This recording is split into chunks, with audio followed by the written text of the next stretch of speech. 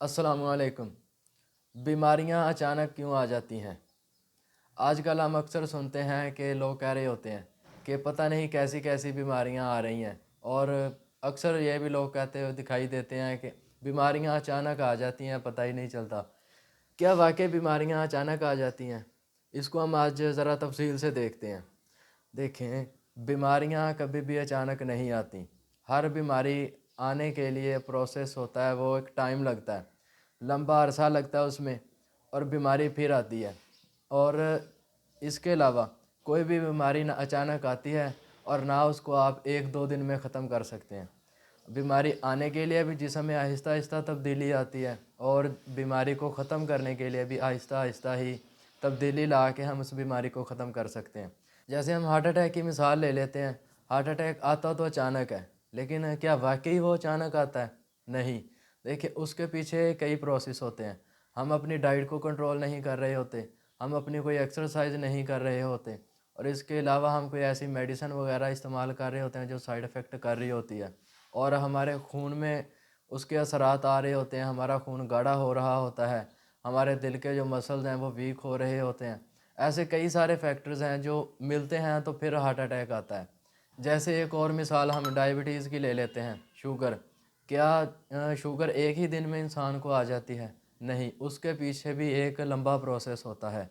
आपको कई सारे सिम्पटम्स आने स्टार्ट हो जाते हैं, और वो सिम्पटम्स आने से पहले भी, उसके पहले भी अच्छा खासा प्रोसेस होता है जो जिस्म में चल रहा होता है।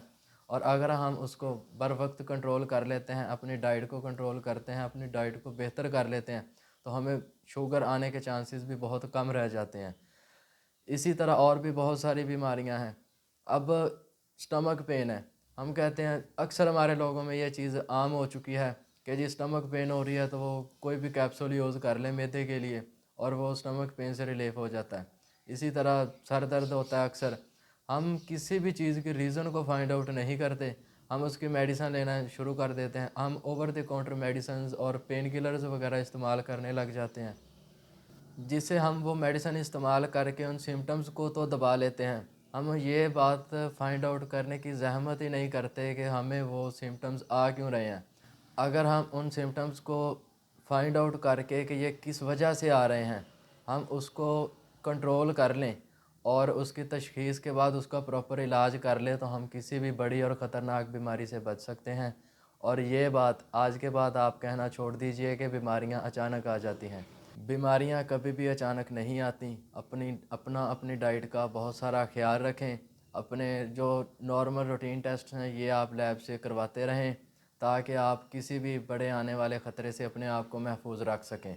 अगर आपको भी ऐसा कोई मसला होता है और आप ख़ुद से मेडिसिन स्टार्ट कर देते हैं, तो मेडिसिन स्टार्ट करने की बजाय आप अपने डॉक्टर से रुजू करें। आप कोई भी मेडिसिन ख़ुद इस्तेमाल ना करें, चाहे वो पेन किलर्स हों या स्टमक के लिए आप कैप्सूल्स वगैरह यूज़ कर रहे होते हैं, तो आप अपने डॉक्टर से रुजू करें और बाकायदा उसकी तशख़ीस करवाएं, ताकि आपको सही से पता लग सके कि आपको मसला क्या आ रहा है, और फिर उसका इलाज करें। इससे आप बहुत ज़्यादा चांसेस होते हैं कि आप किसी भी आने वाले बड़े मसले से बच सकते हैं। अपना बहुत सारा ख्याल रखिएगा। मिलते हैं अगली वीडियो में, तब तक के लिए अल्लाह हाफ़िज़।